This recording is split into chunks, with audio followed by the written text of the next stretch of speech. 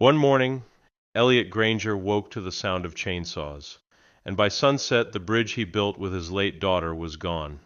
The HOA called it code enforcement. He called it war. What they didn't know was that he owned the dam that fed their entire $4 million lakeside resort, and he still had the key. Elliot Granger's mornings were always quiet, the kind of quiet that held weight, like a blanket laid gently across a grieving soul. His modest home, nestled among pines on the northern edge of Lake Worthington, was built by his grandfather, refined by his father, and now painstakingly maintained by him. A widower at 43, Elliot lived alone, except for the memories that clung to the walls, and the scent of sawdust that still lingered from his last project. The bridge. The bridge was his sanctuary, a narrow, hand-built wooden span that arched over a narrow inlet on his property, connecting the cabin to a peninsula of untouched forest. But it wasn't just a shortcut, it was a monument.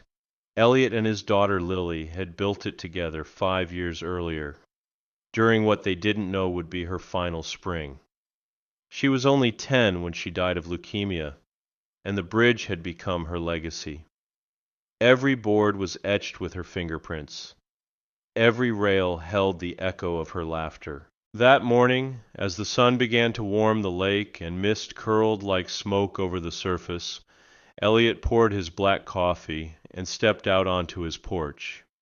He paused when he heard the hum. Not birdsong, not wind, but something artificial and grating. Chainsaws. His mug slipped from his hand and shattered on the planks. He ran, heart thundering, past the edge of the dock and up the worn path toward the bridge. The trees opened, and there it was. Or rather, there it wasn't. Half the bridge was already gone, splintered like kindling. A yellow backhoe stood on the far bank, its metal jaws chewing through wood. Men in orange vests and hard hats were tossing lumber into a bin like garbage. One of them was laughing. "Hey!" Elliot shouted, his voice cracking. "What the hell are you doing?" A man holding a clipboard turned, squinting as if Elliot were the intruder. "Mr. Granger," the man said casually, "per Worthington Reserve HOA Directive 4.16b, this structure was deemed non-compliant and unauthorized. Demolition was scheduled for today." "Non-compliant?" Elliot's fists clenched. "This is my land. That bridge has been here for 5 years. You had no right. It crosses a shared watershed buffer zone. As such, the HOA has authority under Section—" "I didn't authorize anything," the man shrugged. "You were mailed the notice, certified." Elliot stood frozen, trying to comprehend the violation that had just occurred, not just of property, but of memory, of sacred ground. From the slope above a voice rang out, smug and too familiar. "Mr. Granger, if you had responded to our requests for easement review, we wouldn't be here today." It was Gordon Shale, the chairman of the HOA, a man with a smug face that always seemed to sweat even in cool air. He was flanked by 2 younger board members, clipboard-wielding drones in designer shoes. Elliot's jaw tightened. "This was my daughter's bridge." Gordon raised an eyebrow but didn't flinch. "And now it's a liability. But don't worry. We'll be happy to discuss compensation once the area is cleared." Elliot stared at him, lips trembling. Not with fear. With something worse. Something ancient. The kind of rage that has no sound, just heat. He turned without a word and walked back down the hill, fists clenched, pulse pounding like war drums. They thought they had won, but Elliot remembered something they didn't. The dam. The old manual spillway buried beneath stone and steel at the far edge of his land. Long forgotten, except by one man who still knew exactly how it worked. The air inside Elliot's workshop was thick with the scent of oil, cedar, and silence. He sat at his drafting table, staring at the blueprints rolled out before him, aged engineering diagrams that most would overlook as relics, but to him they were treasure maps. Diagrams of the original 1934 flood control dam that spanned the edge of his property. It wasn't part of the public water system. It wasn't managed by the city. It was privately owned, privately maintained, and utterly forgotten, except by Elliot. He had grown up learning every bolt and valve from his grandfather, who treated the dam like a sleeping beast. "Never wake it unless you mean to," the old man had once said.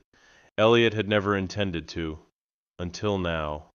The blueprints showed what most people didn't realize existed: a hidden spillway chamber embedded in the western retaining wall. It had no electronic control, just a mechanical valve, a large rusting iron wheel with gear teeth as thick as his forearm. If turned, it would open the lower floodgates and drain the lake steadily, silently. The HOA had no idea. Elliot moved through the workshop like a man with a purpose for the first time in years. He pulled out tools he hadn't touched since Lily died: bolt cutters, thick gloves, a crank-assisted wrench. His hands remembered the motions, but his heart burned with something unfamiliar: resolve. As he packed his bag, he thought of the bridge. He could still see the way Lily balanced on the middle beam, arms out like wings, shouting across the water, "Look, Daddy, I can fly!" They had taken that away from him. Not just the structure, but the meaning. They had come in the night like cowards, and crushed a father's grief with bureaucratic cruelty. And now they sunned themselves by the lake, sipping cocktails on decks that leaned over water they thought was theirs. Elliot strapped on his boots and grabbed a thick flashlight. The sky outside was beginning to darken, streaked with violet clouds. Rain was coming. Good. Let it wash the rot clean. He made his way down the narrow trail that bordered the lake's edge. The sound of distant laughter from the HOA's resort carried through the trees, mingling with the buzz of their weekend music. Easy, shallow, entitled. His boots crunched on damp soil as he reached the stone retaining wall, almost completely overgrown by moss and thicket. He found the iron grate exactly where he remembered it, half swallowed by time. He got on his knees and began cutting. Every snap of the bolt cutters echoed in the small stone corridor like gunfire. Behind the grate a narrow tunnel opened, just tall enough to crawl through. Inside was darkness, and then the glint of rusted iron teeth. The valve wheel sat dormant, like a crown on a dead king. Elliot placed his hand on it, and despite the chill, it felt warm, like it had been waiting for him. He didn't turn it. Not yet. This wasn't just revenge. He needed to be sure. He needed someone who could make the world see what had really happened.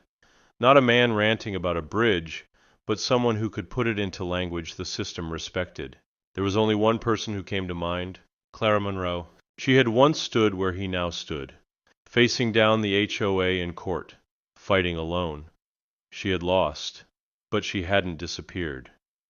She had simply shifted her energy into something purer, rescuing broken things, wild animals, wounded people. Elliot backed out of the tunnel and replaced the grate loosely. He turned his eyes toward the road leading to Clara's cottage. If he was going to do this, he wouldn't do it like them, in shadows, behind walls. He would do it openly, and with fire in his chest. Clara Monroe's cottage stood at the edge of a cedar grove where the gravel road turned to earth, and the world seemed to slow. Her home wasn't large, but it was purposeful, wrapped in ivy and wind chimes, with feeders for injured birds hanging from branches like little lighthouses. The scent of rosemary drifted from her herb garden. In her arms was a raccoon with a bandaged paw, and on her porch sat a fox curled on a heating pad. Elliot arrived just past dusk, his truck crunching slowly up the path. He didn't honk. He didn't need to. Clara had already stepped onto her porch, her hazel eyes catching the soft glow of his headlights. She didn't speak right away. She simply studied him, his dirt-streaked jeans, the torn gloves, the look in his eyes. Something had shifted in him, something sharp. "I was wondering when you'd show up," she said gently. Elliot exhaled. They tore down the bridge. Clara's face changed. Her arms tensed around the raccoon, and her mouth fell slightly open. "The bridge?" she whispered. "The one you built with Lily?" He nodded, jaw tight. "This morning. They sent in machines before sunrise. Called it code enforcement. Said it violated some buffer zone regulation. but I know what it really was. They want the land. Always have. Clara closed her eyes. Gordon Shale. Of course, Elliot growled. And he didn't even flinch when I told him what it meant to me. What they took. He looked at it like lumber in the way of his next board meeting. Clara nodded slowly and gestured for him to follow her inside. Her living room smelled of cedar and sage. Stacks of wildlife rehabilitation journals shared space with legal books and dusty binders. On one shelf sat an old trial photo.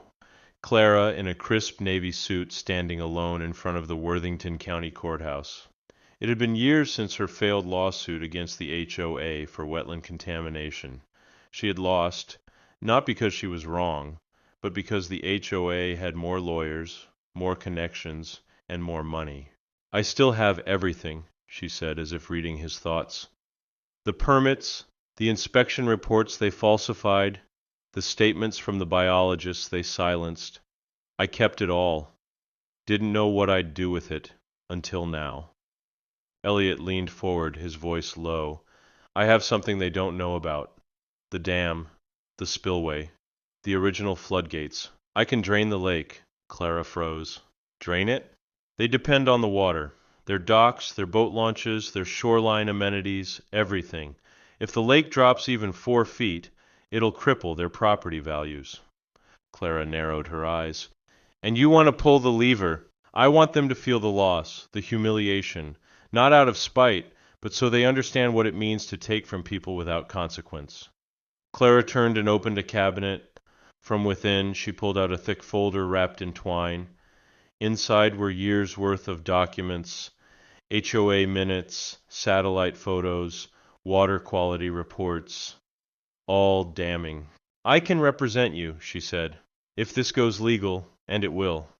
They'll try to sue, even if they're in the wrong. But Elliot, she paused. This won't undo what they did to Lily's bridge, and it won't bring her back. He looked at her, his voice a whisper. I know, but it might stop them from doing it again to someone else's daughter. Clara nodded, her eyes misted but resolute. Then I'm with you. Let's burn their paperwork down, line by line. For the first time in days, Elliot allowed a breath of relief to pass through his lips. The war had begun, but he wasn't alone anymore. The rain came heavy that night, drumming against Elliot's roof, like nature itself urging him forward. By morning, fog clung to the lake like a ghostly veil. He didn't waste time. With Clara's legal packet tucked securely in his glove box and a second copy hidden beneath his cabin floorboards, Elliot pulled on his waterproof gear, slung his tool bag over his shoulder, and made his way to the dam. The trail was slick, roots slippery beneath his boots, but his steps were sure. Every crack of a twig or flap of a startled bird felt like a signal. This was the moment. Years of quiet grief, of letting things slide, of swallowing loss. This was the end of it. When he reached the dam, he stopped to take it in. The retaining wall jutted out from the earth like the backbone of some forgotten giant. Moss clung to its sides, and reeds rustled along the edge. Hidden beneath the stones, the chamber waited. Elliot knelt down, peeled back the grate, and crawled into the tight tunnel. The air was damp, metallic. The flashlight beam bounced off the wet walls as he slid deeper, brushing past cobwebs and rust-streaked concrete. And then he saw it again, the iron valve. He brushed the dirt from the base and pulled out the wrench. It took everything in him to move the wheel.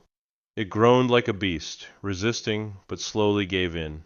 One turn, then another, and then a deep clunk reverberated through the chamber as the old gears locked into place. A faint hiss followed by a roar. The gates were opening. Elliot backed out of the tunnel and stood on the embankment, watching as the lake began to respond. At first it was barely noticeable, a subtle ripple near the western edge. But within an hour the water line began to fall. 2 feet, then 3. By the time the sun hit its peak, the first docks in Worthington Reserve had tilted at awkward angles. The luxury boats grounded in soft mud like beached whales.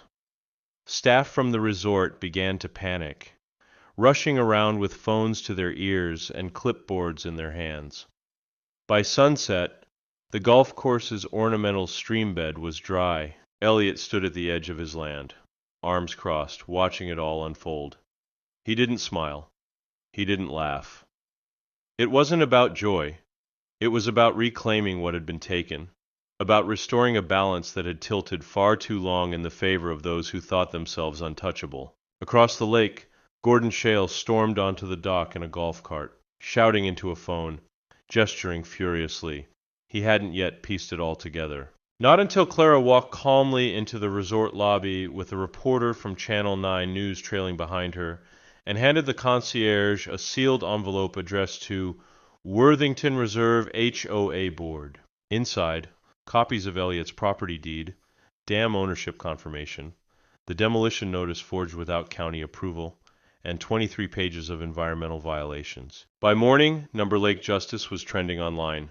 Headlines across social media read, HOA destroys man's memorial bridge so he drains their lake in return. Engineer pulls plug on $4 million resort after illegal HOA demolition.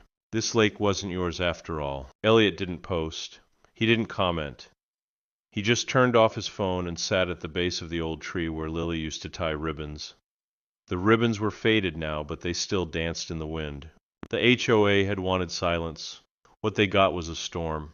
By the next morning, Elliot's quiet cabin felt like the center of a media hurricane. News vans lined the rural road outside his gate.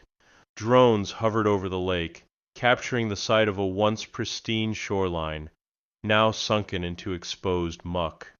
Luxury boats, once symbols of leisure and status, sat marooned on cracked lake bed, like relics of arrogance.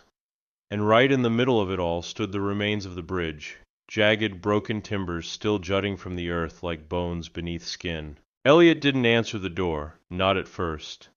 He watched through the slats of his blinds as reporters pushed microphones into the faces of HOA board members, who now scrambled to distance themselves from Gordon Shale. The man himself had vanished. His lakefront mansion stood dark, a police cruiser quietly idling at the curb. Inside the Worthington Reserve clubhouse, chaos ruled. Residents shouted over one another during an emergency HOA meeting, demanding answers, resignations, refunds. Someone slammed a fist on the table. A woman cried, "I paid $2,000 a month in dues, and now my view is mud and fish bones." It was Clara who stepped into the fire. Wearing a charcoal gray raincoat and carrying a worn leather briefcase, she took the podium at the impromptu town hall and calmly read from the packet of evidence she'd prepared. One by one, she listed every violation committed by the HOA, the unpermitted demolition of Elliot's Bridge, the falsified environmental compliance forms, and the years of illegal shoreline development disguised as beautification projects. The crowd, initially skeptical, slowly shifted. Phones came out, cameras rolled, and then Clara brought out the photo of Lily, smiling on the original bridge, her hair caught in the wind, hand in her father's. "She was 10 years old," Clara said, voice firm but trembling. "That bridge wasn't just wood, it was her memorial, and it was destroyed by a group of men who thought no one would fight back." By evening, Elliot's name had gone national, a trending hashtag, a symbol. He finally opened his door that night, not to journalists, but to a small boy no older than Lily had been. The boy wore a raincoat 3 sizes too big, and carried a sign made from cardboard and marker. It read, "We stand with Elliot." Behind him stood dozens of neighbors, some from town, others from communities miles away.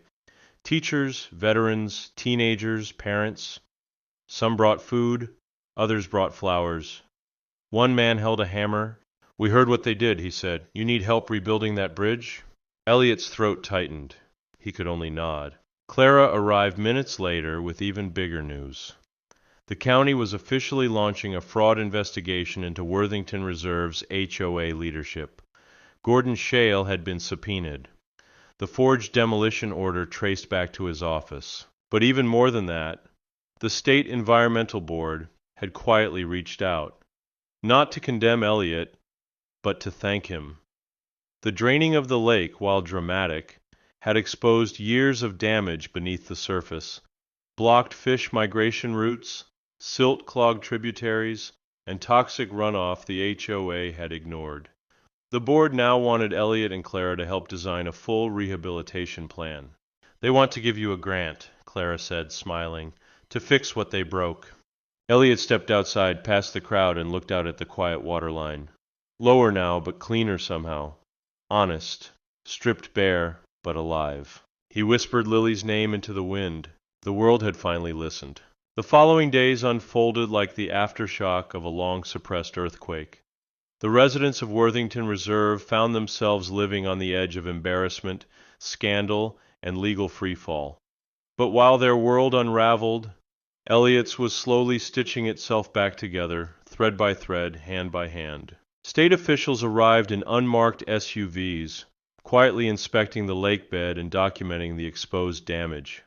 What they found was worse than even Clara had suspected. Beneath the carefully manicured illusion of HOA landscaping was a network of illegal drainage lines, black market chemical fertilizers seeping into the watershed, and entire sections of wildlife habitat that had been buried under filled dirt and sod to make room for extra premium boat slips. The headlines changed tone. What had first been framed as a revenge story now shifted into something larger. An environmental whistleblower tale, with Elliot Granger as its reluctant hero. Clara filed the first set of lawsuits. One civil case against the HOA for emotional damages, illegal destruction of private property, and trespassing. Another, far more serious, was filed jointly with the state against Gordon Shale and 2 board members for environmental fraud, conspiracy, and falsification of public records. Arrests followed, handcuffs, mugshots. Meanwhile, Elliot worked. Not in front of cameras, not for attention, but with gloves on and boots in the mud. Volunteers came daily, some old friends, others total strangers. They brought reclaimed lumber, donated tools, sandwiches wrapped in foil. Local veterans from a nearby VFW outpost offered to rebuild the footings of the bridge. Teenagers from a technical school volunteered to carve the railing posts. One girl, no older than Lily had been, came every day after school just to hand Elliot nails and tell him stories. He didn't speak much, but his silence was different now, less of a fortress, more of a prayer. On the 6th day of rebuilding, a state environmental officer named Miles Kincaid came to visit. He was tall, silver-haired, and quiet-spoken, but his presence carried weight. He brought papers from the Department of Natural Resources, a formal recognition that Elliott's dam restoration and lake drainage had exposed not only systemic HOA corruption, but had saved an entire ecosystem from collapse. "There is a conservation grant in your name," Miles said, handing him a folder, "enough to protect this entire shoreline from future development. You'll never have to worry about them coming for your land again." Elliot opened the folder and saw Lily's name printed on the cover, the Lily Granger Preservation Trust. He nearly dropped it. For a long moment he couldn't speak. His hands trembled as he held the folder to his chest, then nodded once, hard, as if sealing a vow he'd already made in his heart. Clara stood beside him in silence, a steady hand on his shoulder. Later that evening, as the sun lowered into a rich orange glow over the wounded lake, Elliot stood at the edge of the rebuilt bridge foundation. The first 3 beams had already been laid. The smell of fresh pine lingered in the breeze. He watched the volunteers wrapping up for the day, chatting, laughing, scraping mud off boots. A sense of something returned to him. Not just hope, but belonging. Purpose. And it wasn't just about revenge anymore. It never really had been. It was about turning grief into something unshakable. About standing on what had been broken and saying, "This won't end me." From across the lake, the lights of Worthington Reserve flickered on, but fewer than before. Many residents had already listed their homes. Others had joined the lawsuit against the board, claiming betrayal. The HOA was collapsing, publicly, thoroughly. Elliot walked to the center of the new beams, looked out over the lake, and whispered into the wind. "We're almost there, Lily." The water stirred gently below. The spring sun rose golden over Lake Worthington. its rays dancing across the newly restored shoreline. The air was soft with promise, and for the first time in years, Elliot Granger didn't wake with the weight of grief pressing against his chest. Today was different. Volunteers gathered early, their breath still visible in the morning chill. Clara arrived with coffee for everyone, her sleeves rolled up, ready to stain her hands with sawdust like the rest. Teenagers from the local school carried hand-painted signs. One read, "Welcome back, Lily's Bridge." The final plank was sanded smooth and engraved with a single line, "Built with love, rebuilt with memory." By noon, the bridge stood complete, an arch of honey-colored wood stretching across the inlet, every joint measured with care, every railing carved by those who chose to help, not because they had to, but because they believed. A red ribbon fluttered across the entrance, tied between two posts like the ones Lily used to hang from trees. Elliot stood at the front of the gathering, Clara beside him. His beard had grown a bit wilder, his eyes softer. Reporters were present but distant, respecting the mood. This wasn't a media moment, it was sacred. He cleared his throat, then stepped forward. "I thought I'd never rebuild this bridge. When it was taken, it felt like the last piece of Lily was torn away. But you all showed me that memories don't live in wood. They live in what we build after." He reached into his pocket and pulled out a small charm on a string, Lily's old wooden butterfly pendant.